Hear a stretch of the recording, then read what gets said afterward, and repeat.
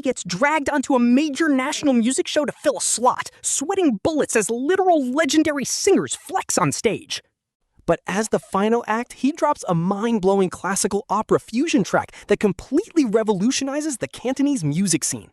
Literally every literature scholar and diva in the room is totally speechless, and the chief director is practically begging him in tears. Begging him to return next week. But meanwhile, out at the Mogao Caves filming site, an assistant director frantically runs to the boss. Turns out their star guest Cai Kun got caught in a hotel room with someone's wife, and now there are pictures. No shot he makes the live broadcast now. The director is just chilling, enjoying the view, when this massive bomb drops. His eyes pop open as he glares at his assistant. Are you kidding me right now? This is a massive premiere. Ruining the first episode is literal death for a new show, but crying about it won't fix anything. They need a backup, fast. The assistant director looks totally helpless. Even if some other guest agreed to step in, the travel time alone would take forever. Unless they find someone right on set, the director stands up, scanning the crowd, and his eyes lock onto someone. Some guy is just vibe-checking, head-bopping by a white van. The director points and asks, who is that kid? Oh, that is Cai Kun's music arranger, Yuan. The director repeats the name. Honestly, he has never heard of him. Apparently, the Yuan kid just graduated from the conservatory and is low-key talented. The director sizes him up from afar. The kid definitely has the looks and the build of a star. The director bites the bullet. Tells Yuan he is going on. The assistant director is completely stunned. He looks at his boss like he has lost his mind. Are you actually serious? The director snaps back. If not him, then who? You? Or can you magically pull a real singer out of your pocket? All right, fine. Yuan it is. The assistant director runs off to find him, leaving the director to finally catch his breath. He doesn't expect this random kid to be a god-tier singer. He just needs to keep the show from crashing and burning. Meanwhile, Yuan is standing there completely lost, holding onto a table. His brain is short-circuiting. Did I just get transmigrated? But it gets crazier. The original soul is still lingering in his head, begging him to fulfill some sort of deep regret. Yuan is like, bro, I have regrets back in my old world too. Why don't you go swap with me? Unsurprisingly, he gets no answer. Instead, a flood of memory fragments flashes in his mind, all showing a guy and a girl. The clearest memory is a simple chat log with a girl named Yan Luomeng asking if he wants to grab food downstairs. He replies that it is actually a funeral. She apologizes and asks whose family it is, and he tells her it is mine. Reading this, Yuan literally laughs out loud, but then his eyes start watering. It is a total gut punch of a memory. It reminds him of someone he deeply loved in his past life, just as clumsy and innocent, but he can never go back. Back then, he was a music producer who got completely shattered by his first love, spending 6 years shut off from the world. He thought he would die alone until this incredibly pretty, incredibly clumsy girl stumbled into his life and changed everything. She had this gift for making the most serious situations hilarious, like when she started working under him and he had to travel. He asked her to look after his pet fish, but only 2 days later she sends a text praising how pretty they look.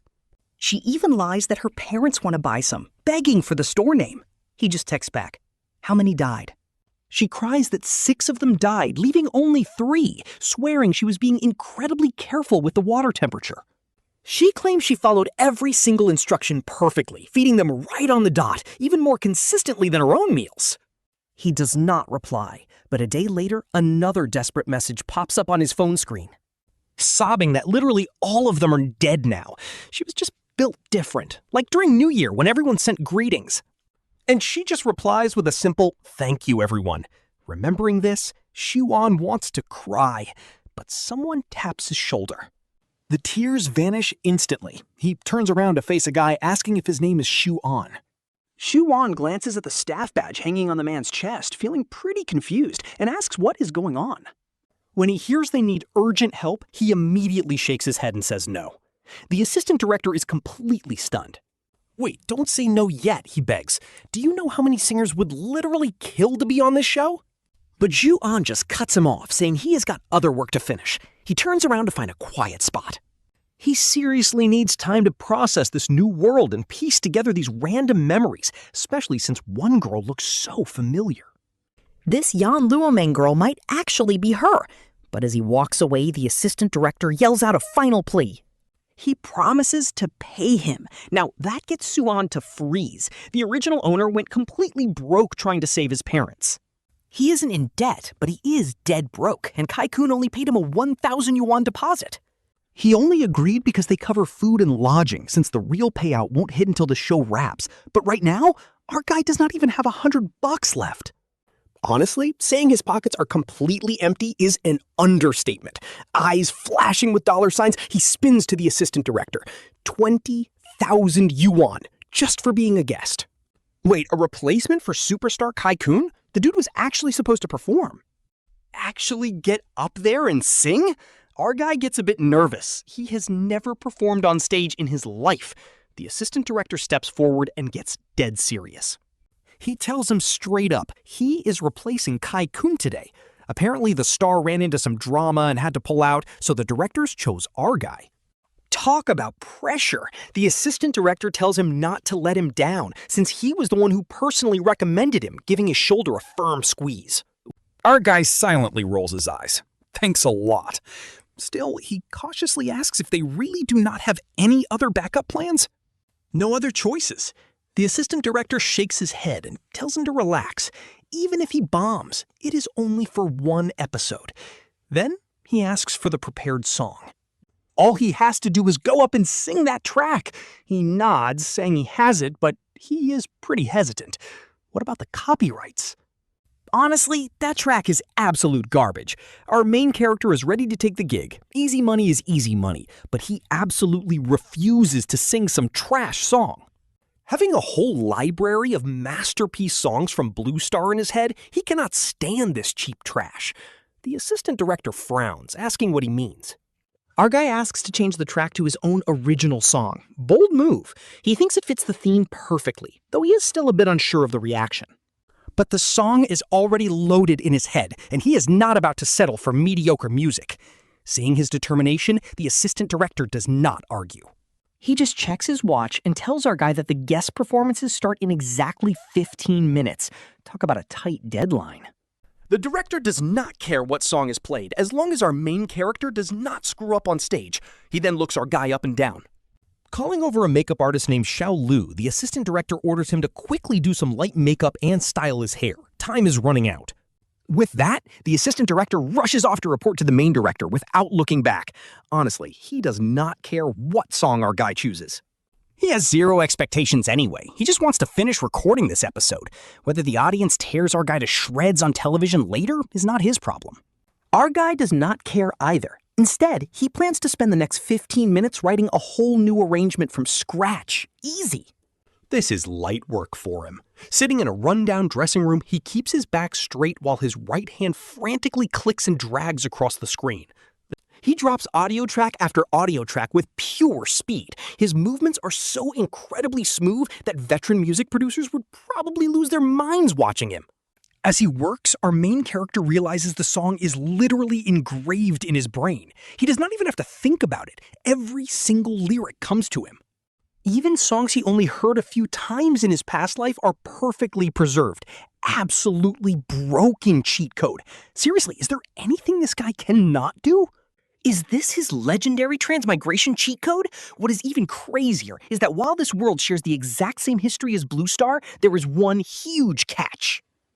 None of Blue Star's famous songs, movies, or shows exist in this universe. Realizing this, our guy cannot help but smirk, but he has to stay completely still. Xiao Lu is currently leaning in, eyeliner pen in hand, his face practically pressed against our guy's face to get the perfect angle. Then he looks down. He glances at the laptop sitting on our main character's lap. Just a few minutes ago, the editing screen was completely blank, but now things look very different. Now it is packed with complex audio tracks. Xiao Lu is stunned and asks if he actually finished writing a whole song. He's no expert, but he knows music. He did not expect our guy to be this lightning fast. Our guy quickly explains that he wrote the song ages ago and is just copying and pasting. Making up a quick excuse is necessary, otherwise people might think he's a mutant genius and drag him to a lab. Safety first, guys.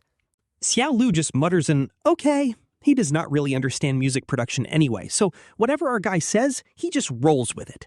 Time to finish the look. Our guy saves his file and closes the laptop. He honestly has no idea if his new body's voice can even handle this song, but he has to try. Luckily, the original owner of this body actually had a great voice. He is definitely not tone deaf, which is a massive relief for our guy. In fact, his vocal tone is incredibly gentle and pleasant.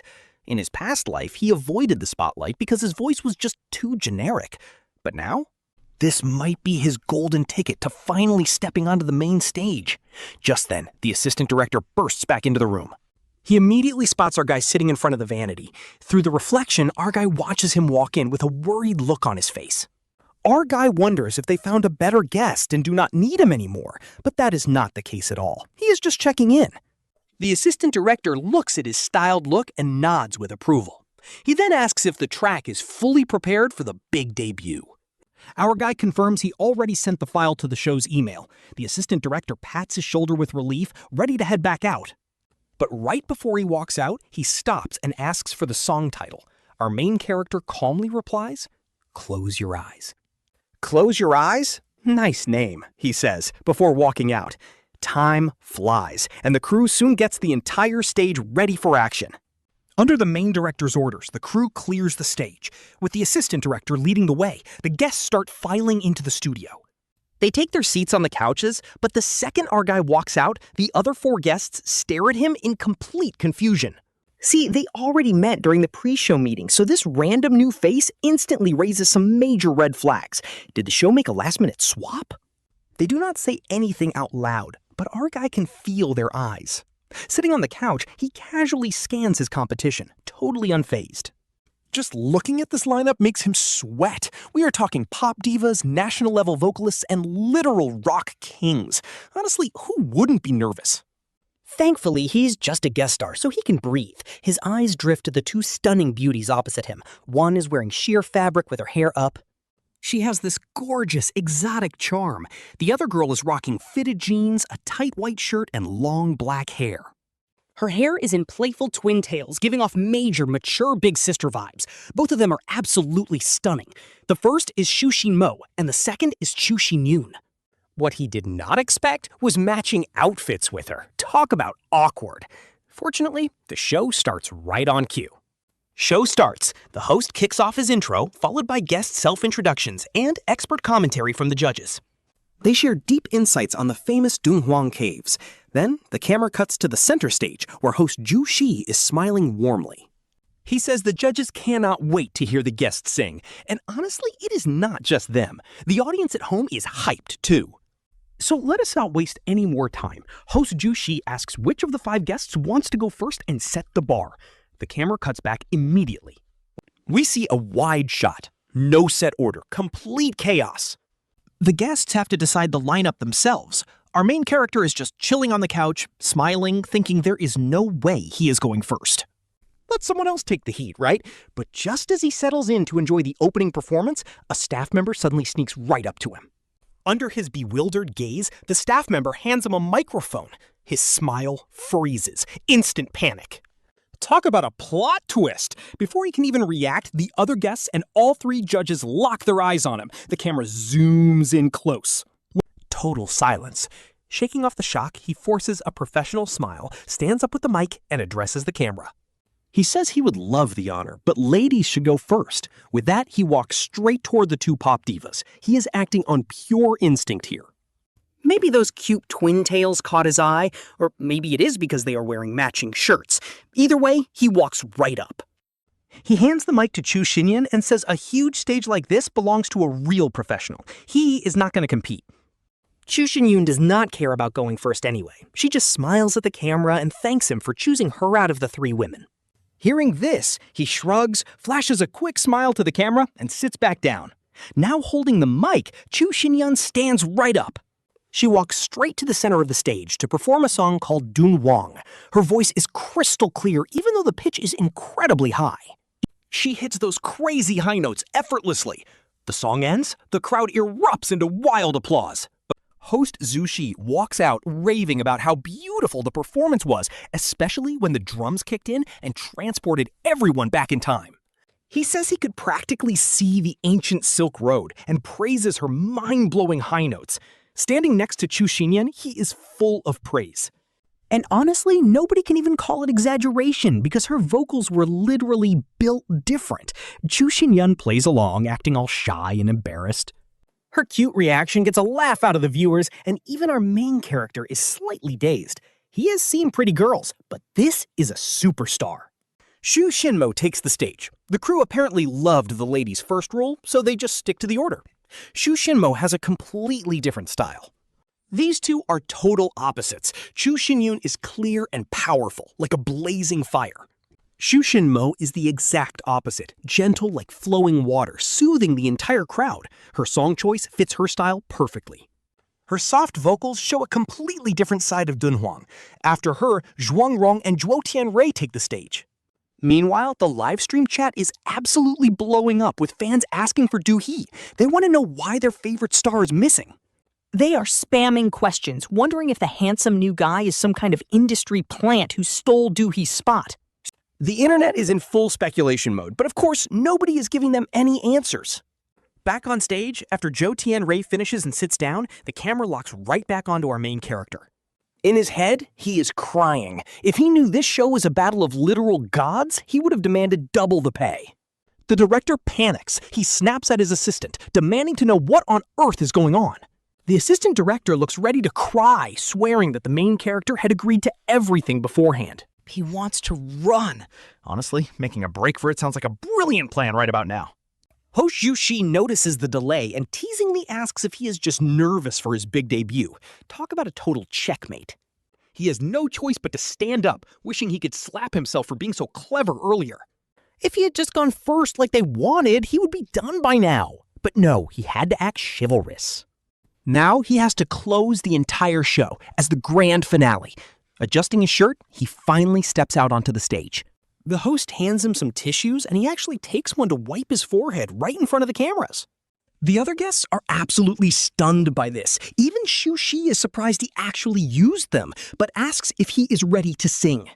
Worried the poor guy might run away, the host quickly cuts to the music as our main character nods that he is ready. Shoving the sweaty tissues back into his pocket, it is time for his performance. The host announces Xuan's song, Bishang Guan, and invites him to take the stage.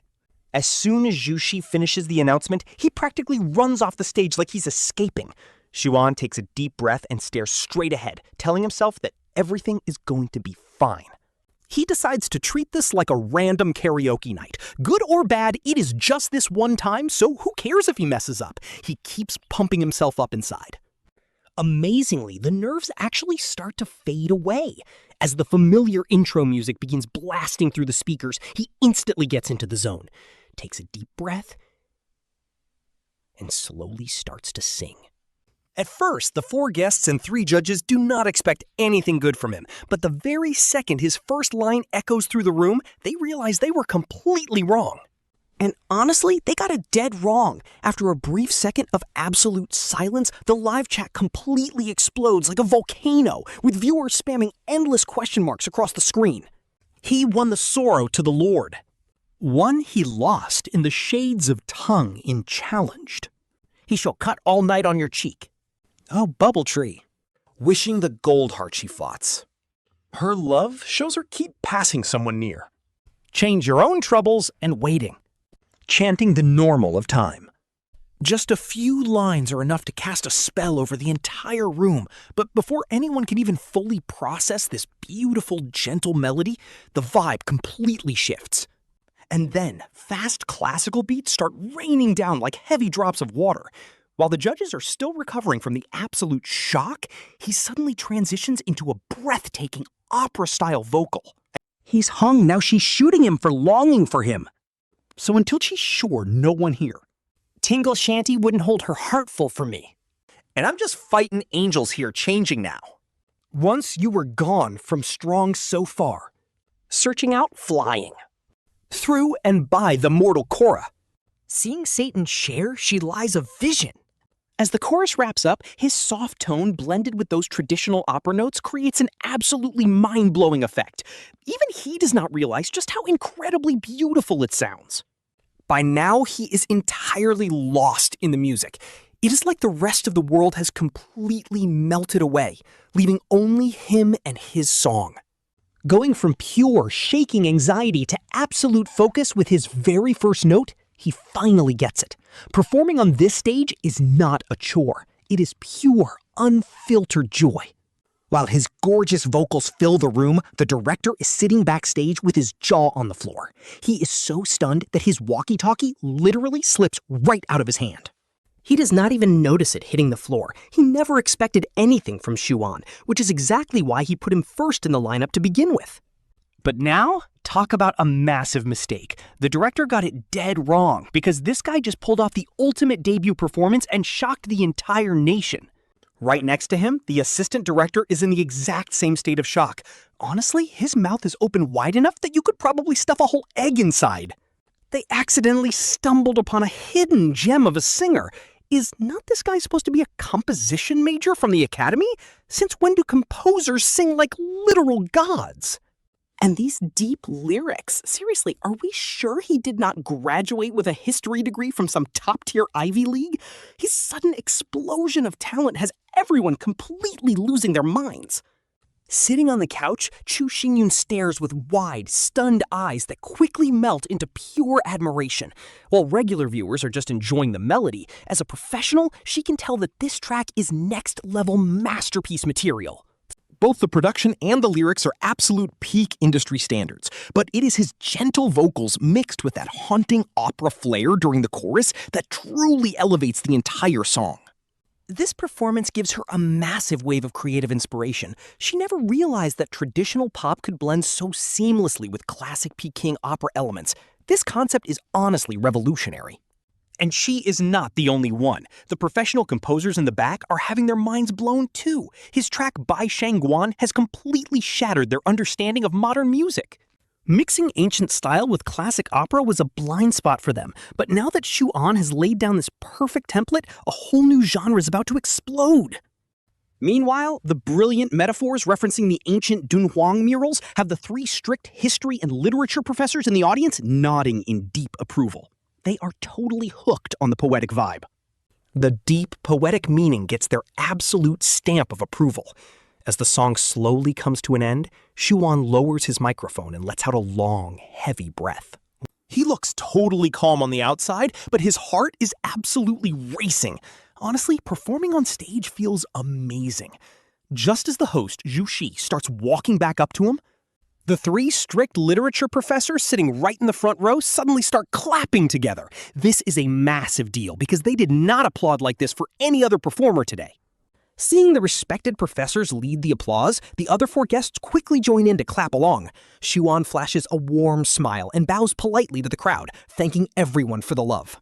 Zhu Shi walks up to the center stage, stopping about a meter away. He stares Yuan up and down with a hilariously dramatic expression, asking if he is absolutely sure this is his very first time performing live on stage. Hearing the host ask this, every single viewer at home and in the live chat is completely shocked. There is no way this was his first time.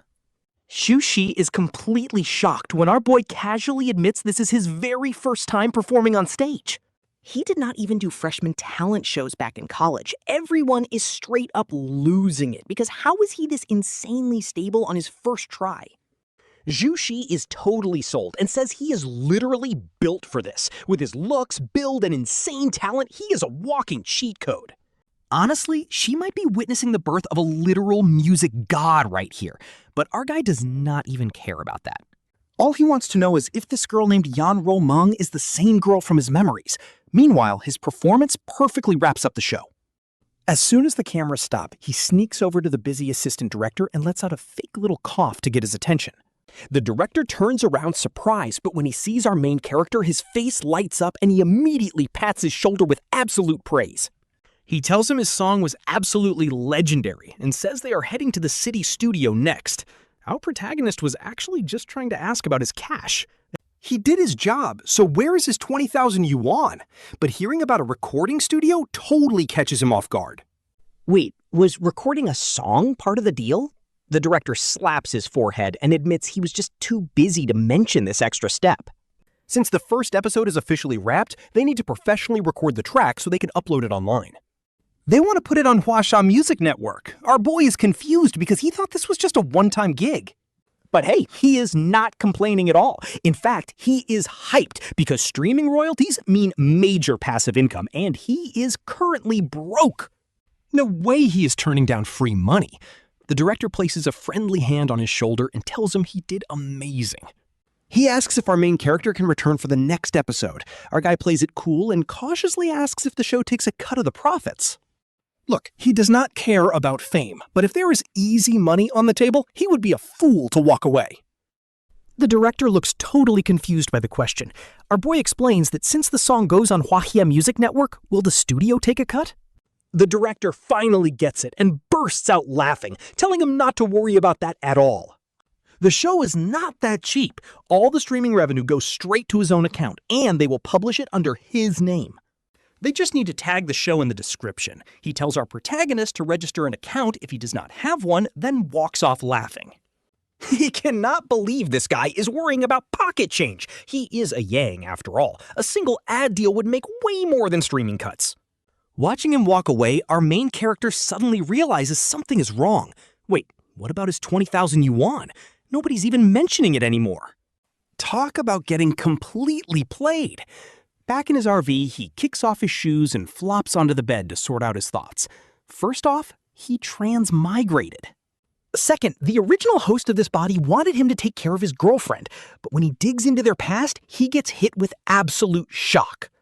No shot, this is wild. The story is simple. The host saw his first love walk into a luxury hotel with another guy. So the host immediately called her up to accuse her of cheating. The girl might be a bit naive, but she is definitely no fool. She asked if they did not even have basic trust, if they truly loved each other, and hung up. Furious, the host immediately broke things off. He blocked her on everything, but then boom, a plot twist. He later found out from her friend that the guy was actually her father. Her dad was just visiting her in Beijing, and the host just happened to spot them walking in together. Talk about a massive misunderstanding.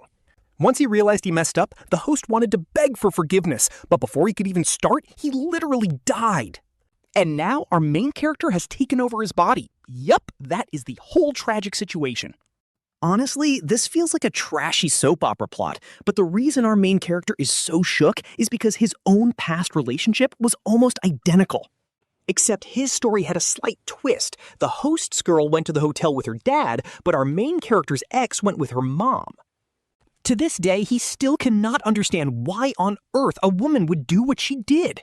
Like, why would she wear men's clothing, rock a buzz cut, and stand at 6 feet tall? Suddenly, the RV door is slammed open. A slightly chubby, furious woman storms inside. Our guy sits up in surprise, recognizing her instantly as Lan Jie. This is Feng Lan, the manager of a rival star named Cai Kun. She sneers and asks if he is the one who stole her star spot. Before he can even finish putting on his shoes to explain, she cuts him off. She demands he show some self-awareness and get lost. She tells him Cai Kun is taking over the next episode, insulting his status and telling him to go look in a mirror. She actually asks if he thinks he is worthy. She has not even looked him in the eye. At first, he was totally fine with leaving. But her toxic attitude completely ruins his mood. The more he thinks about her disrespect, the more annoyed he gets. So he kicks his shoes right back off, sits cross-legged on the bed, and stares her down. What does she think she is doing? He asks if she thinks she is the chief director, ordering him around. He tells her she is trying way too hard to look important. He usually minds his own business, but he was hired by the director for 20,000 yuan. Even if he leaves, he wants his cash. If she had just asked nicely and offered a little compensation, he would have packed his bags and left. But this lady chose violence. Honestly, who would take this? Our MC Xuan didn't make a single dime yet, but this woman was treating him like a servant. Feng Lan stared back in total shock when he fired back. She has been in showbiz for years, and literally no one has ever called her an African woolly mammoth. Xuan was just getting started, though. She barged in screaming, without even knowing the facts. Did he owe her money? She insulted him, so he threw it right back. Does she think the entire universe revolves around her? What, is she the sun? Fang Lan sputtered, calling him a pathetic little street vendor. She screamed that she would fight him, her face turning bright red as she raised her white purse to attack. But Yuan shut her down instantly. He told her to go ahead and try. He even stretched his neck out, warning her that if she so much as touched him, she would regret it. He said he would hit the floor, pretend to be paralyzed, and make her pay for his entire lifestyle. He even offered to calculate the damages. Talk about built different, he promised to sue her until she was absolutely bankrupt. It was a hilarious scene with him sitting cross-legged on the bed. He had his neck stretched out like a target, but Fang Lan just stood there frozen with her purse raised high, completely terrified to hit him. Yuan kept teasing her, telling her to bring it on while tapping his own neck to show her exactly where to aim. He joked that she should make sure not to miss so he could collect his payout. Fang Lan was stuck in the most awkward position ever. Just as the tension peaked, a guy's voice called out from outside the RV, telling Mr. Lan to grab her bags and go. Yuan turned to look. Turns out it was the famous star Cai Kun himself. He gave Yuan a blank look and asked if his name was Yuan, sounding super condescending. Our MC was not having it and asked if Cai Kun was trying to delete his life account. At this point, Yuan was a literal cactus. Cai Kun just turned and left without answering. Fang Lan scoffed loudly, finally lowered her bag and dragged her suitcase out. But right as she stepped down, Yuan opened his mouth. He casually told her to watch her step. Literally a second later, she lost her footing and almost wiped out, barely grabbing the car door. She almost rolled right out of the RV. He just sighed, shaking his head at how his genuine concern was totally ignored. Once they finally left, the crowd scattered. But right as Yuan was sitting there feeling annoyed about getting yelled at for no reason, someone knocked on the door and walked inside. It was the assistant director. He poked his head in, saw the sour look on the MC's face, and immediately started laughing. He asked why Yuan looked so upset. Yuan rolled his eyes, but the director joked that it actually sounded like Yuan had a blast roasting her. The director looked at him with pure amusement. Yuan glared back, calling him out for eavesdropping when he was supposed to be a professional. The director chuckled and admitted his title was fancy, but in reality he was basically just a glorified logistics manager who always got stuck with the worst jobs. He sighed, explaining that he gets none of the credit but all of the blame. Then he got serious and asked if Yuan knew why Cai Kun dropped out. Yuan nodded, completely invested. The director warned him to keep it a total secret, promising he would deny everything if it ever leaked. He was being super cautious because he had just witnessed how fast Yuan's mouth could run like a machine gun earlier. Yuan urged him to spill the tea, joking that his ears were like a black hole. Secrets go in, but they never come out.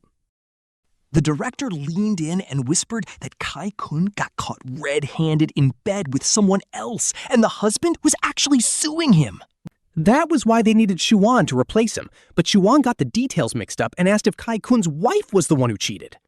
The director literally spat his water out in shock. He face-palmed, asking what was wrong with his hearing and calling him a total disaster. Yuan scratched his head in embarrassment and apologized, realizing he got the scandal completely backward. It was Cai Kun who got caught in a hotel room. He joked about how Cai Kun had great looks but preferred other men's wives. The director nodded, confirming that was exactly what happened. That giant mess was why he got disqualified, leading the crew straight to Yuan. But then, the director apologized for the agent showing up. Apparently, Fang Lan had complained to the main director first, but since the director couldn't kick her out, she came to take her anger out on Yuan. Our MC knew the director was playing innocent, but he didn't care. Fang Lan might have a terrible attitude, but Yuan was absolutely no pushover either. He transmigrated to live a free life, not to be some spineless pushover, so he told the director not to worry about apologizing. Since they would work together eventually, getting the fight out of the way early was actually a win. The director was completely stunned by his logic. But before they could say anything else, another knock sounded on the door. Yuan wondered why his quiet RV was suddenly the hottest spot in town. Both of them turned their heads toward the entrance to see who was visiting next. A pair of long legs and tight jeans stepped in, and the gorgeous Zhu Shi walked inside, followed closely by a cute assistant. The assistant wore cute round glasses and a ponytail, looking a bit dorky but sweet. The director immediately stood up, looking incredibly shocked. Yuan remained relaxed on the bed, but noticed how respectful the director was being to her, which made him curious about her background. Zhu Shi politely nodded and asked if they were done talking, pointing her finger directly at our MC. The director quickly excused himself, saying he had tons of work to do, and practically ran out of the vehicle. He even shut the door behind him, leaving Yuan completely speechless. Was this girl really that terrifying? She looked absolutely stunning to him. He turned to her and asked why she was looking for him, completely clueless about what a top beauty like her wanted. Without saying a word, she walks straight to the assistant director's seat, glances down, and sits. She crosses her legs, stretching her tight jeans to the absolute limit. Seeing this, Yuan's eye twitches a bit. This is totally different from the rumors. Isn't Zhu Shi supposed to be this graceful diva? What kind of lady sits like that? Meanwhile, her assistant sits down not too far from them. The girl keeps her head down, totally focused on her phone. Our MC thinks crossing her legs is wild enough, but the real shocker is yet to come. Zhu Xingyun pulls out a pack of cigarettes from God knows where, slides one between her fingers, lights it up, and takes a deep drag. She pulls the smoke right back through her nose. Honestly, she looks pretty cool doing it. Exhaling, she turns her gaze to Suan. Asking if he minds, Yuan shakes his head, thinking it wouldn't matter anyway since she already lit it. Then she offers him one. Pushing the pack over, Xuan shakes his head again. Instead, he pulls out a cheap 5 yuan pack of local cigarettes and pops one in his mouth. He says her fancy slim ones aren't his style, then lights up. One puff and he's fully awake. Looking at his crumpled, cheap box, Zhu Xingyun frowns. She warns him to avoid cheap smokes because of the bad artificial flavorings. Xuan just rolls his eyes. He's already smoking, so why would he care about that? Besides, it's not like he prefers cheap stuff. He's just broke. Still, he can't figure out her vibe, so he asks what she actually wants. He asks if she came all this way just to criticize his cheap smokes. She takes a few more puffs, snuffs it out in the ashtray, and looks at him.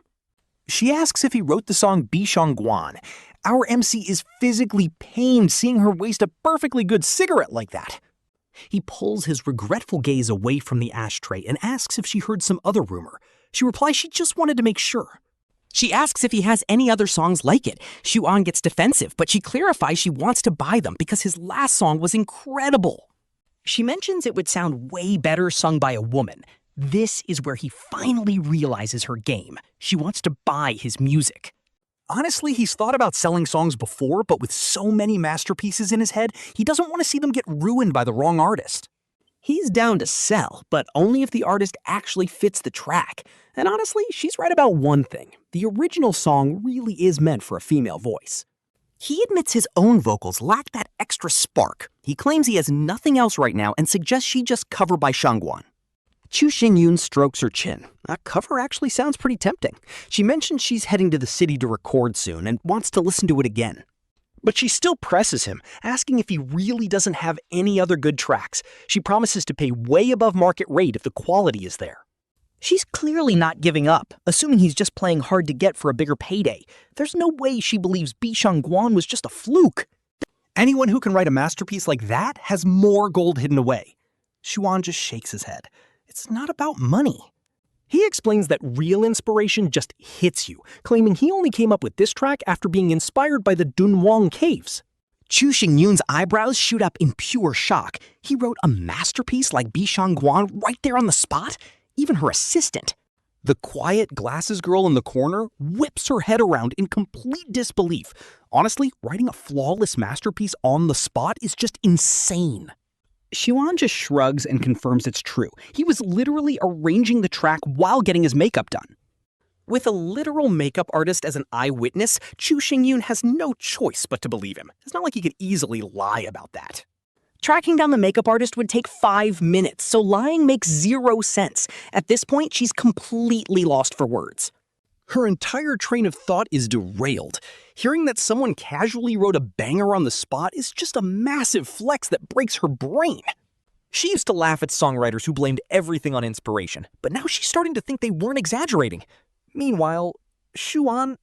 acts completely casual, showing zero guilt. In his mind, he did write it on the spot, so what is the big deal anyway? She stares at him unblinkingly and asks if he's got a song ready for the next stop, Tang Yin County, which is Yue Fei's hometown. She's desperately hoping for a yes, but she's dreaming. Yuan instantly shakes his head, reminding her he's just a last-minute filler who doesn't even know the schedule. He only just found out about the location from the host. But honestly, if he's doing Yue Fei, the classic choice would be Jincheng Bao Guo.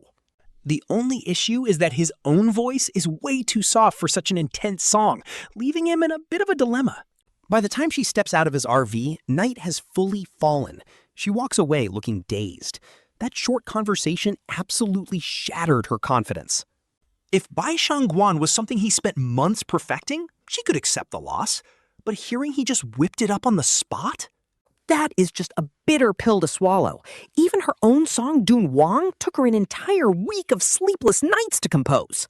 She didn't use ghostwriters or bring a team because she prides herself on being a legitimate singer-songwriter.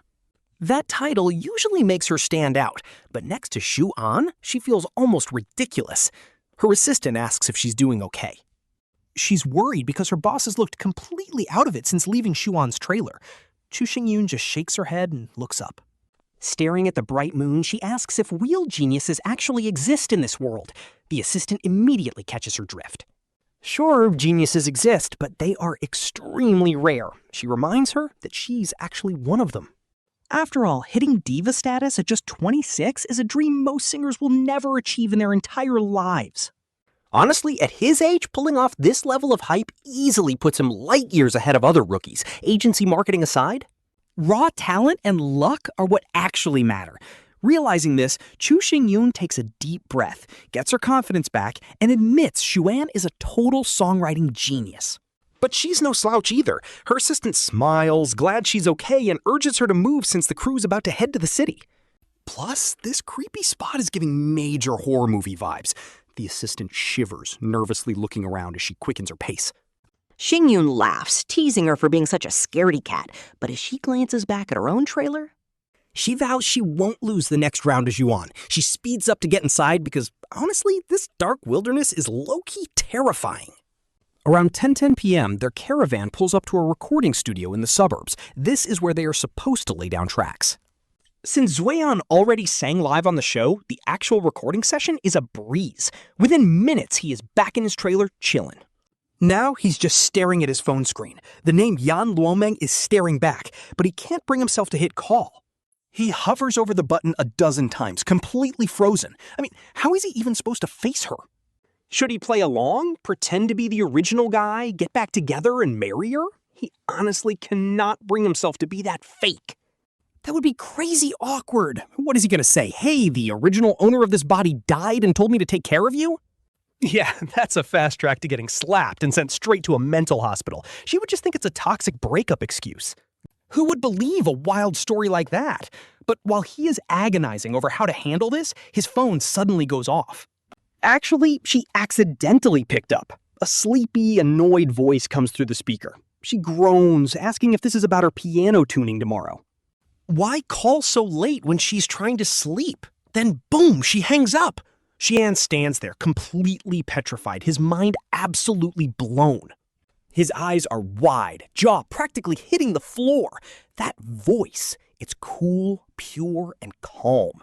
There's absolutely no way he could mistake it. It is the exact tone of his first love from his past life, his ultimate white moonlight. He never thought he would ever hear it again. Hearing it right now, it instantly sparks a wild, desperate urge to see her face to face immediately. Think about it. If he could transmigrate into this world, why couldn't she? This is a massive plot twist. Could she have ended up inside Yan Luomeng too? Tomorrow noon, piano tuning. He repeats the words, his heart racing with pure excitement.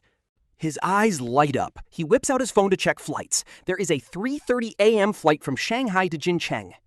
But just as he goes to buy the 1,200 yuan ticket, he freezes. Bro, he is literally broke. What is he supposed to do now?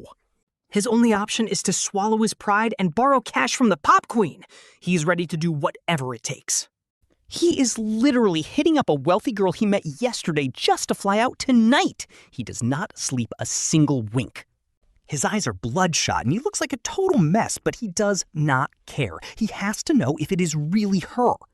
He needs to verify if she is his white moonlight, but right now, with empty pockets, he has to find Chu Xingyun in Studio 3. She is in the middle of recording when he quietly slips inside. He sits on the sofa, waiting for her to finish up. Luckily, it only takes 2 minutes before she steps out. She had already noticed him coming in, so she is not startled. After wrapping up with the sound engineer, she walks over and asks if something is up. It's pretty casual.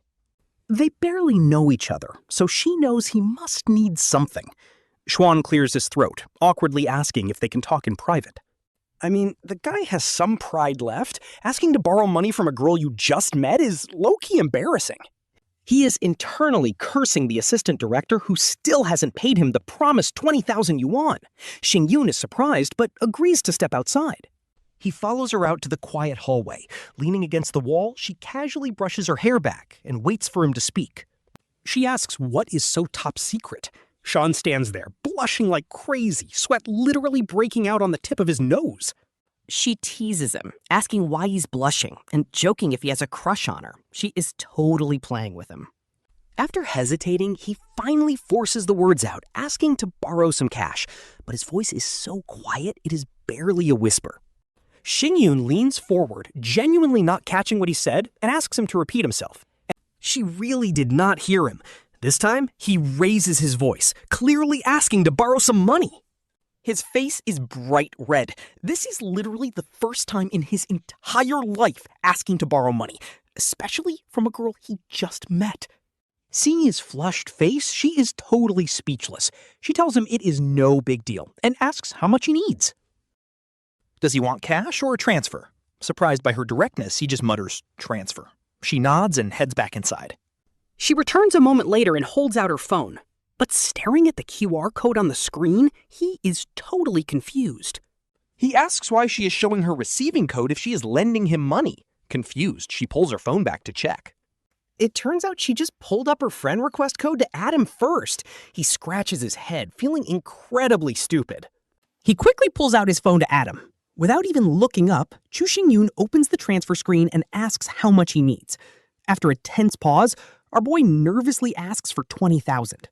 Worried it might be too much, our boy hesitates. Chu Xingyun just rolls his eyes, saying he has no idea since he does not even know what the cash is for.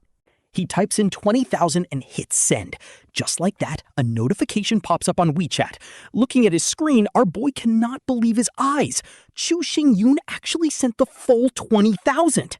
Is borrowing money seriously this easy? Chu Xingyun shrugs, telling him to just text if it is not enough and he will send more. He needs to head back to the studio to fix some audio. Chu Xingyun turns to leave, but our boy quickly calls out to stop him. He offers to write an IOU, promising to pay it all back with interest once he gets some cash, but Chu Xingyun does not even turn around. Waving his hand, he says there is no need for an IOU or interest. If you have it, pay me back. If not, do not worry about it. He just walks back inside. Talk about an absolute saint. Our boy stands there, stunned, realizing some people are just built different. He immediately books a 3:30 a.m. flight from Shenzhou to Jincheng.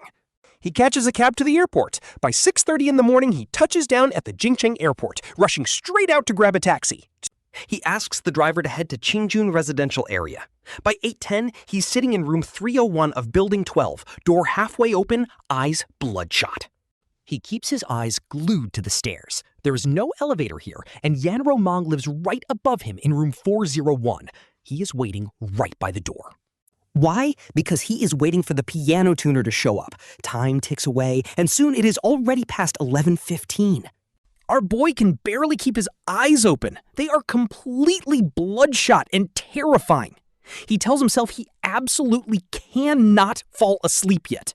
He has to see with his own eyes if she is truly that person. Sitting there, his head keeps nodding off, but he forces himself to stay awake. He does not dare go straight up. If she is not who he thinks, she might lock him out. And even if she is, there is no real excuse for them to meet. Unless they bond over being fellow transmigrators from Earth, there is no real excuse. But honestly, that kind of crazy connection would be absolutely mind-blowing. Suddenly, heavy footsteps echo up the concrete stairs. All his exhaustion vanishes instantly. He springs up and pushes the door open to look down the stairwell.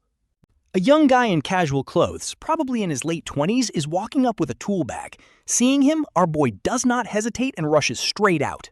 He grabs the shocked tuner and drags him right into the room. The poor guy starts struggling like crazy, completely terrified. Backing away, the tuner holds his tool bag like a shield. He stares in absolute horror, stammering to ask what our boy is trying to do. Our boy is a bit amused by the reaction. He tries to explain that he just wants to talk, but the guy is still totally freaked out. The tuner stammering that his preferences are completely normal. He relaxes slightly but remains on guard, asking why they could not just use words instead of dragging him in. He pulls out his phone to call the cops. Seeing this, our boy quickly raises his hands, begging him to listen because he has zero bad intentions. He just wants to talk. The tuner hesitates, finger hovering over the dial pad. Seeing our boy's harmless gesture, he decides to pause. Realizing this is not a dangerous robbery, he holds off on calling the cops but keeps his guard up, cautiously asking what this is about. Our boy quickly asks if he is headed to room 401 to tune a piano. The guy is stunned, wondering how he could possibly know that. Our boy tells him that the girl upstairs is his girlfriend. They had a huge fight, and now she is completely ghosting him. The tuner is just confused. He asks what any of this has to do with him, since he's just here to tune a piano. Our boy explains he wants to disguise himself as the tuner. That is the only way he can explain the misunderstanding face to face. He looks at the guy with pleading eyes, praying he does not get reported as some creep. The tuner finally sighs in relief and lowers his tool bag. Our boy slumps into a chair, begging him to do him a solid and help a brother out. He pleads that breaking up a happy couple is a sin, but the tuner just shakes his head. He feels bad, but he cannot help. Our boy is stunned. The tuner points out that he has no way of knowing if she really is his girlfriend or if he has bad intentions. What if something bad happens? The tuner turns to leave, still feeling too skeptical to trust a stranger's wild story. Our boy blocks him, offering to pay him the full tuning fee anyway. He suggests the tuner can just wait right here and call the cops if anything goes wrong. The tuner refuses, saying he must be responsible for his client. Our boy retorts, asking who is going to be responsible for his relationship. He begs him to do a good deed. The tuner says no until our boy offers to pay extra. A 3,000 yuan payment notification rings out and the tuner smiles. Our boy takes the bag, puts on a mask for his disguise, and checks himself in the mirror. Once everything looks good, he finally heads out. Leaving the tuner in room 301, our boy heads upstairs. Standing in front of room 401, he rings the doorbell, his heart pounding. He grips the heavy tool bag tightly, head lowered, trying to control his racing heartbeat. The tension here is insane. Is she really a transmigrator like him? She has to be. If he could cross over, why couldn't she? But what should he say if it is true? Endless questions race through his mind.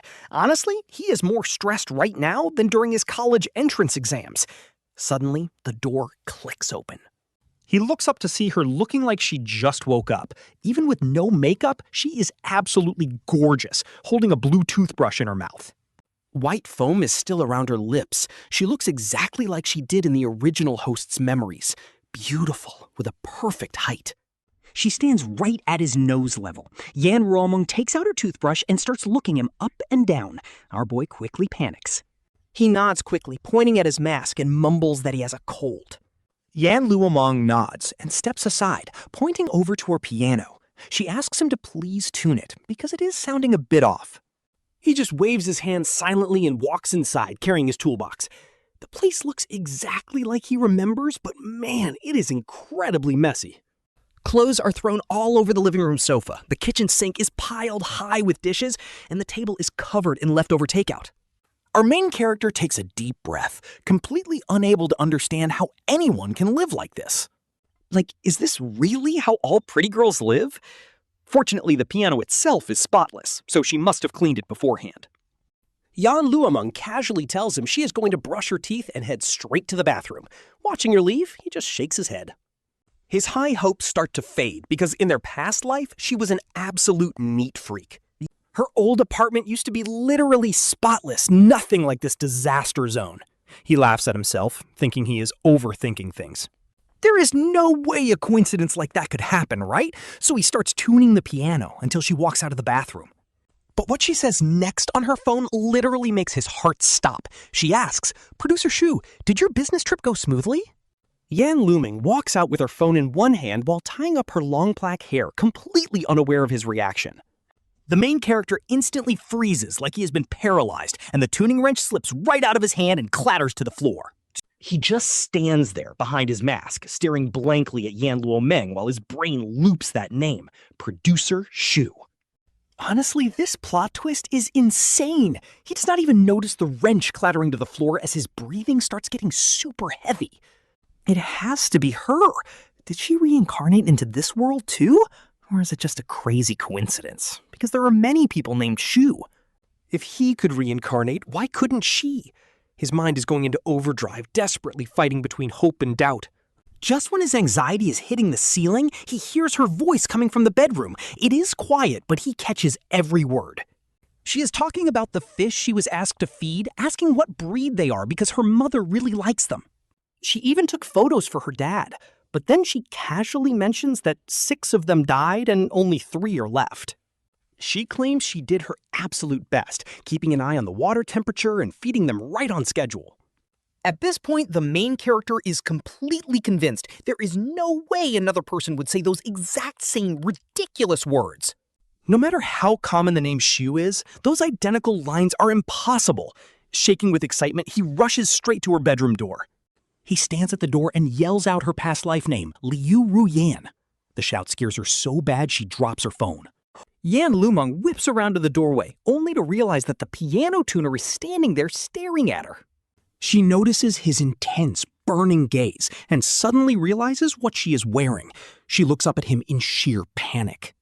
And then, boom! She lets out an ear-piercing shriek that snaps our guy right back to reality.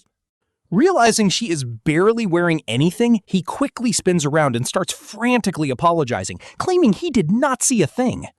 Yan Luomeng quickly covers herself, her face turning bright red from embarrassment and anger as she glares at his back. She screams that he is a pervert and she is calling the cops. He immediately puts his hands up, begging her not to call. She is so panicked, she actually dials the emergency number on her phone. Seeing how frantic she is, he starts to panic too. He quickly pulls off his mask, turns around, and begs her to stop dialing and just look at his face. She looks up at him, her eyes widening in absolute shock. He gets incredibly excited, asking if she finally recognizes him. He takes a few steps forward in excitement, but she immediately tells him to stop right there. Seeing how quickly she goes from panicked to dead calm, he is totally speechless. She then asks if this Liu Ruyan is his girlfriend. She casually grabs a white t-shirt and puts it on right in front of him. Our guy quickly looks away, feeling super awkward. I mean, in both his lives, he has basically been a total virgin who has barely even held a girl's hand. He sneaks a peek to see if she is fully dressed, then turns back to look her dead in the eye to see if she is lying. He asks if she seriously does not remember. She just raises an eyebrow and asks why on earth she should care about his exes. Before he can explain, she asks how he even knew she called a piano tuner, accusing him of stalking her after their breakup. She is fully convinced he is spying on her. At this point, he is completely lost. Like, how did they go from discussing his past life lover to her accusing him of being a toxic stalker ex-boyfriend? But to prove his theory, he decides to ask her 2 specific questions to see if she is actually his reincarnated lover. He promises he will leave right after. When she refuses, he pulls a total classic move and threatens to stay forever. He literally pulls up a chair at her vanity desk and sits down, acting like a complete shameless rascal. She rubs her temples in pure frustration, calling him incredibly childish. But honestly, is he really the childish one here? He doesn't even argue. Since she is actually listening, he drops the ultimate test. How much is a cup of Palace Jade wine? Any Chinese person should know this meme. No shot he'd be dumb enough to ask if she's a transmigrator. That'd be completely brainless. Instead, Yan Luomeng casually replies that it costs 1,600. 1,600? That completely breaks his brain. How on earth did she get that number? Was it just a wild guess? She says she has no idea what that wine is. She assumes anything with palace in the name must be crazy expensive, and 1,600 is just the absolute limit of what she would pay. Yan Luomeng says this with a completely straight face, almost making him fall right out of his chair. What kind of logic is that? Is she trying to bargain for drinks here? Fine, he lets that slide. But he has one more test. What are the ingredients for the gathering of heroes? He already knows she isn't Liu Ruyan, but he just can't let it go yet. Yan Luomeng's answer is immediate and obvious. It is just aloe vera. His eyes go wide. What kind of explanation is that? She proudly argues that the word hui sounds exactly like aloe, looking totally pleased with herself. Then how does she explain the heroes part? She says it just means a bunch. So a bunch of aloe vera is a gathering of heroes? Honestly, her logic is built different. He has absolutely nothing to say to that. Defeated like a loser, he slowly gets up from his chair. He starts heading for the door. Yan Luomeng follows him out, completely baffled by the two totally random questions he just threw at her. Walking straight out of the apartment, he shuts the door. She rushes over to look through the peephole, but he is already gone. She finally sighs in relief. Honestly, seeing our main character return looking completely defeated like this is low-key heartbreaking. Even the tuner is confused. The tuner asks why they didn't reach an agreement. He doesn't say a word, only letting out a long, heavy sigh. Patting his shoulder like a wise old mentor, the tuner tells him there are plenty of fish in the sea. Why obsess over just one girl? Getting no response, the tuner just gets up. He still has to finish tuning the piano upstairs, after all. Our main character just sits on the sofa in total silence for 10 whole minutes. Soon, the tuner walks back down carrying his toolbox. Seeing him completely frozen in the exact same spot, the tuner pats his shoulder once more. The tuner admits that he actually understands now because that girl is an absolute 10. Hearing this, he looks up, totally confused. Gushing about how gorgeous she is, the tuner mentions she looks just like a celebrity and asks about her job. He answers in a raspy, tired voice that she is a singer. The tuner blinks, then immediately nods in agreement. With looks like that, she is definitely going to blow up soon. The tuner shakes his head, sighs, and heads for the exit. At the door, the tuner stops and looks back, mentioning she was dressing up like she's heading out for a date. He leaves after dropping that bomb, but our main character doesn't really care about who she goes out with. Since she isn't Su Wanye, her life has nothing to do with him anymore. Taking a deep breath, he stands up to leave. He decides to fly straight to Tangyin County. In his mind, there is still a 50% chance she might be Liu Ruyan. There will be other ways to test her later, but suddenly his phone starts buzzing. Looking down, he sees a call from Zhou Chang, his wealthy college classmate. The guy is calling to congratulate him because his song Bai Shangguan is absolutely blowing up online right now. Hearing that he is about to hail a cab to Tongyin, Zhou Chang tells him to stay put so he can drive him there. Since there is still plenty of time before the show records, he decides to wait. But it turns out his friend is taking him to a fancy restaurant called Palace Mansion. They even have a private room booked in advance, making him instantly suspicious. He quietly asks Zhou Chang who else is coming. Zhou Chang whispers back, asking what a grown man has to be afraid of. He realizes his friend has a point. If anything goes wrong, he can just pretend to be drunk. Following the host, they arrive at the private room. Following his friend inside, he notices the room is incredibly high-end, featuring a large mahogany table with a woman. She is wearing a tight skirt with long pink hair draped over her shoulders and incredibly fair legs on display. Her figure is stunningly curvy as she scrolls on her phone. Hearing the door open, she looks up with a bright smile. She steps forward with open arms. He quickly dodges to the side, letting her wrap her arms tightly around Zhu Chang instead. So our boy realizes Zhou Chang is introducing his new girlfriend. Honestly, she is gorgeous, easily a solid 9 out of 10, and her name is Jiang Lin. Zhou Chang immediately gets everyone seated to eat. Sitting right next to him, Jiang Lin rests her face in her hands and curiously asks if he really wrote that incredible song. He nods, confirming it was him. She instantly gushes over how beautiful it is, absolutely loving his voice. She laughs about being tone-deaf herself and eagerly asks when it drops on music platforms. Our guy takes a second to think. He figures it should be within 2 days since he finished recording last night. Honestly, it might even drop tonight. To be fair, he is no industry expert and did not ask, but with the next episode recording soon, it has to be fast. Jiang Lin agrees that makes sense. Then she asks if filming is actually fun. She is literally a curious child, asking how things work behind the scenes and if celebrities look different in person. Our main character does not really mind sharing the information, since normal people cannot access it anyway. He does not hide anything, sharing what he knows. He is completely honest, making his companions feel that this expensive meal is totally worth it. About 15 minutes later, the waiter finally starts serving the food. But as the waiter brings in the final soup and opens the private door, a loud argument from the hallway suddenly drifts inside the room. Some guy outside is yelling that plenty of people want the slot. If she will not do what it takes, someone else gladly will. He scoffs that as a rookie singer wanting to get on state television, she should know the price. The door shuts, cutting the audio.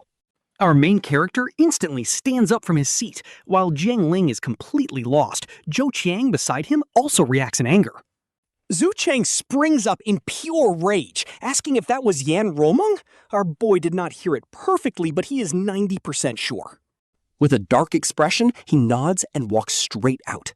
Zhou Cheng immediately follows, grabbing a super expensive bottle of red wine on his way. Following the noise, our main character heads to the private room next door, finding the entrance left half open.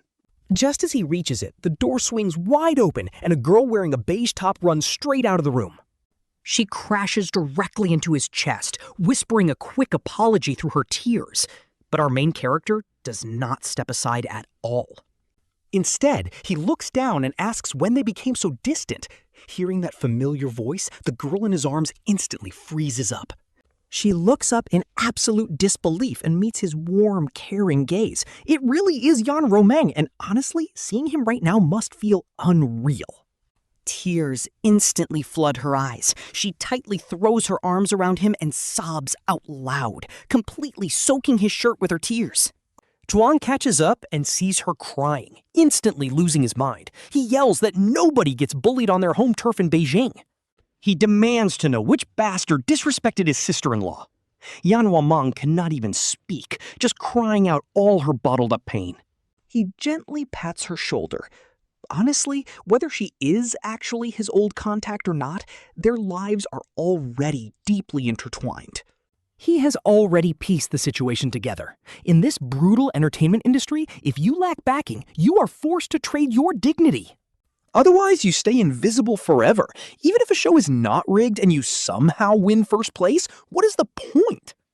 That fame fades like a shooting star without big capital.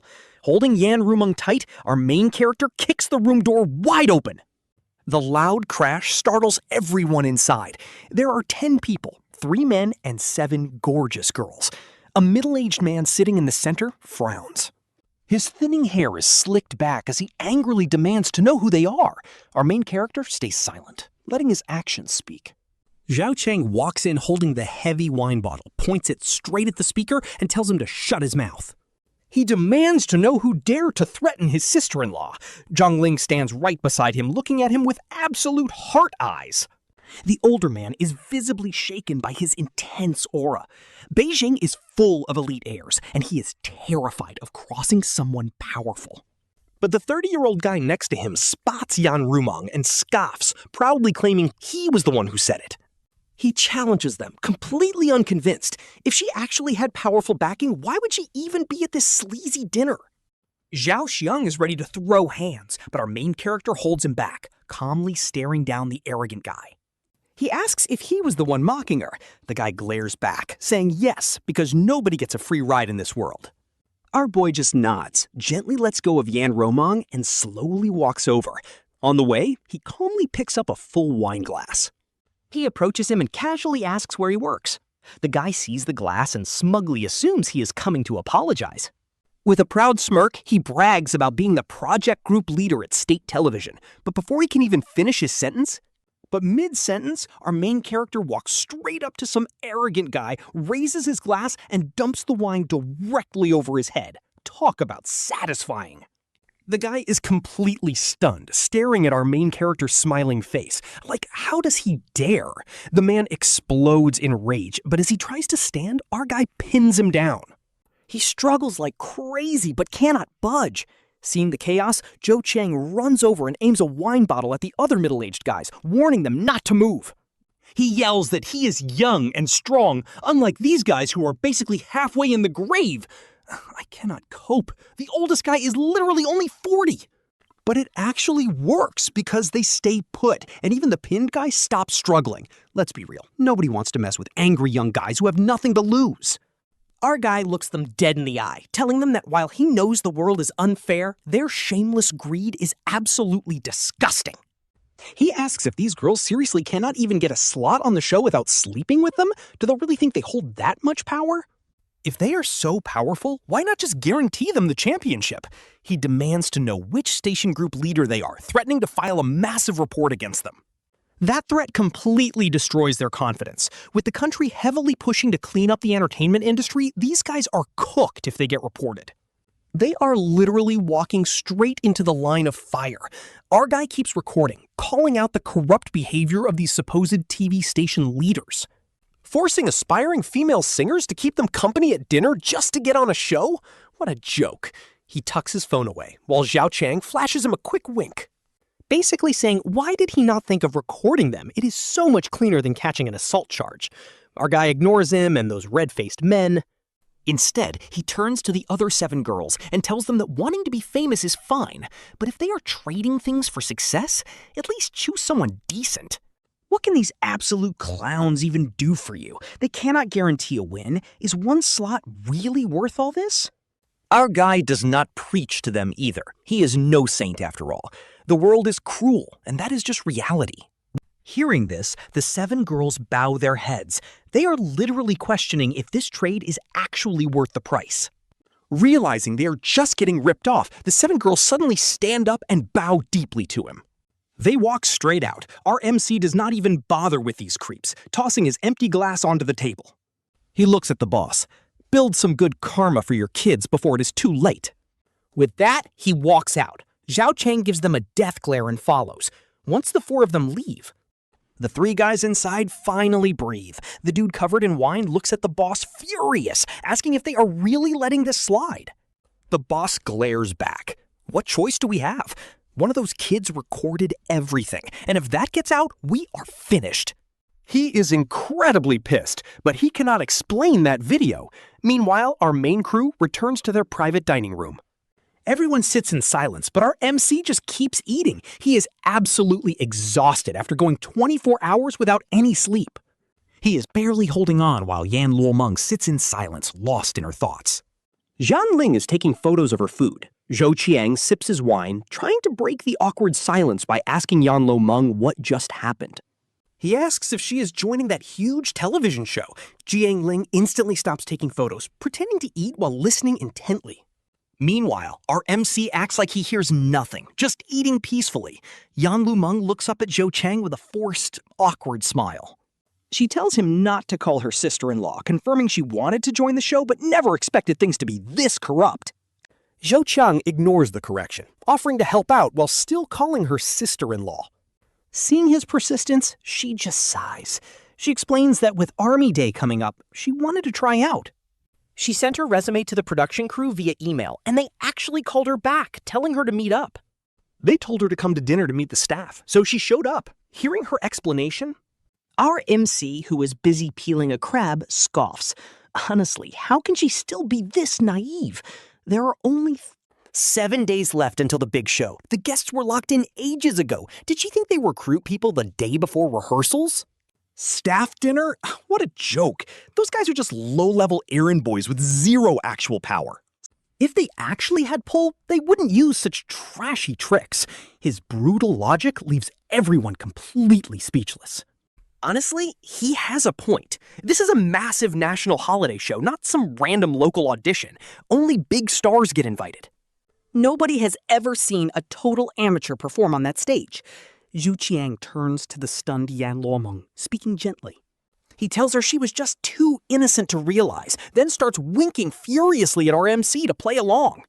But our guy completely misses the hint, keeping his head down to work on his crab. Zhou Chang is literally dying inside. Even Zhang Ling looks at him weirdly. The guy is handsome, but his emotional intelligence is literally zero. What a waste of good looks. But Yan Luomeng's response almost makes Zhou Cheng faceplant. She genuinely admits she forgot about rehearsals. She sincerely thanks our MC for the warning, promising to be more careful. He just shrugs it off, telling her to remember next time. Zhao Chang feels totally ignored, while Zhang Ling internally ships them. She is totally locked into this ship. Then she asks if she has a song ready, or even an agency signed. Our MC finally puts down his crap, looking at her in confusion. He is pretty sure she does not have an agency. She actually signed with one, but her manager wants her to train first before debuting. To her, being a trainee seems totally normal. Our MC silently nods, knowing exactly how these entertainment agencies operate. Calling them trainees is just a nice way to put it. In reality, it is mostly a complete trap. These companies prey on young kids, offering classes that are definitely not free. They will have to pay it all back later. Every single penny spent on their training becomes a massive debt they must repay once they finally debut. If 1 out of 10 trainees succeeds, the agency wins. Our guy asks if she even discussed this with her manager. He is confused because a company backing would make this so much easier. She sighs, explaining her manager is too busy with other artists. She had to hunt for her own gigs, which is how she got trapped here. Her voice drops, sounding pretty defeated. Our MC knows how the industry works, but he's starting to doubt things. If she really is that famous Liu Ruyan, she would know better. She definitely would not have walked into this trap. Maybe he really overthought it, but he still needs to be absolutely sure. He decides to test her, asking if she even has a song prepared for the big day. Yuan stares straight into Yan Luomeng's eyes, searching for any hint of hesitation. But he's completely disappointed. Her gaze is incredibly clear, with absolutely zero hesitation. Talk about a poker face. He calmly asks her to sing a few lines of dedication, though he's doubtful since that title is so common. She nods and sings beautifully. Honestly, he briefly sees the shadow of Liu Ruyan in her. But since he has never heard this track, he instantly loses interest in listening any further. The song is just way too mid. He cuts her off, telling her to stop because honestly, it's incredibly average. He tells Yan Luomeng straight up that even if the guest lineup wasn't already locked, she'd never make the cut with this track. Zhou Cheng is totally speechless, while Zhang Ling secretly gives him a thumbs up. What a savage! But Yan Luomeng doesn't mind at all. She innocently admits she also feels like the song is missing something. This reaction leaves Zhao Qiang and Zhang Ling staring in disbelief. Talk about an unstoppable duo. Instead of saying more, Xuan simply asks the waiter for some pen and paper. Once the waiter leaves, Zhao Qiang asks if he's actually writing a song for his sister-in-law. Barely able to keep his eyes open, Xuan yawns and says performing her current song at the national TV gala would be embarrassing. Yan Luomeng completely ignores his blunt insult and asks how she can perform when the guest list is already fully booked. Zhou Cheng agrees, asking if he has connections. Xuan rolls his eyes, muttering that he doesn't have a single connection. But since he is a guest on a new national TV show, he promises to ask around for her. Hearing this, Zhou Qiang gets hyped. He begs Xuan to help his sister-in-law out, then winks at Yan Luomeng, teasing that Xuan clearly still cares. Yan Luomeng shoots Zhou Qiang a quick look before turning to Xuan to ask if it is too much trouble. She says she can just wait for another opportunity if it's too difficult. Hearing this, Zhou Qiang starts aggressively winking at Xuan. This time, Xuan notices and subtly signals back to his friend before turning to Yan Luomeng. He casually tells her that if it gets too annoying, he'll just drop it. Hearing this, Zhu Cheng literally falls out of his chair. Yan Luomeng and Ni Chichi watch him scramble back onto his seat, and Yan Luomeng asks if he's all right. He rubs his bruised right elbow, insisting he's fine. Xuan is completely baffled as to why this guy suddenly ate dirt. But he doesn't dwell on it, since the waiter has returned with the paper and pen. Grabbing them, he leans over the table. He starts scribbling away. In under 2 minutes, he finishes the entire song and slides it over to Yan Luomeng. Staring deeply into her eyes, he tells her to check out the lyrics. While this song fits the gala, it also carries a hidden meaning. See, this was actually Liu Ruyan's absolute favorite track. Back then, she used to force him to loop it all morning. His ears literally got tired of hearing it. If this girl really is Liu Ruyan, there's no way she wouldn't recognize these lyrics. So right now, he's just laser focusing on her eyes to catch any reaction. Yan Luomeng takes the paper and looks down. At first, her expression is totally normal and calm, but as her eyes scan the page, shock slowly starts to creep in. That surprise grows stronger and stronger, and his heart starts racing as he clenches his fists. Did she actually remember? But her next words instantly crush his hopes. She asks if he wrote this on the spot, admitting it's way better than hers. Her eyes hold nothing but pure admiration and surprise. Could she really not be Liu Ruyan? Even if she was trying to hide her identity, seeing these incredibly familiar lyrics should trigger some other reaction besides surprise. After all, eyes never lie. Besides, Liu Ruyan was way too smart to give away such a basic reaction. Disappointed, he sighs and explains he wrote it a while ago and forgot about it until she mentioned the holiday. He tells her to keep them and memorize the song, promising to email the backing track later. As for the gala, he will ask around. But he makes sure to add that there are no guarantees. After that, he goes back to eating while Yan Luomeng doesn't even touch her food. He is not sure if she isn't hungry or if something else is on her mind. Later, in the sports car heading to the airport, Zhao Cheng sighs. Zhao Cheng asks if he's really leaving so soon without staying a few more days. Meanwhile, Xuan is on his phone, texting Chu Xingyun. He asks if they've left Shazhou yet, but replies to Zhou Chang that he has no choice since the show is live and needs a lot of prep. Zhou Chang knows nothing about show business, so he drops the subject. Suddenly, a notification dings. The text says they are about to set off. Xuan quickly replies, typing that he's heading to the airport now and will arrive in Shazhou in about 6 hours, asking them to hold the RV. Getting a quick confirmation makes him breathe a sigh of relief. Otherwise, he'd be stranded, and flying directly to Tangyin would be a massive pain. Plus, he has zero patience. He asks Xiao Chang if this whole dinner setup was actually just to get with that girl named Zhang Ling.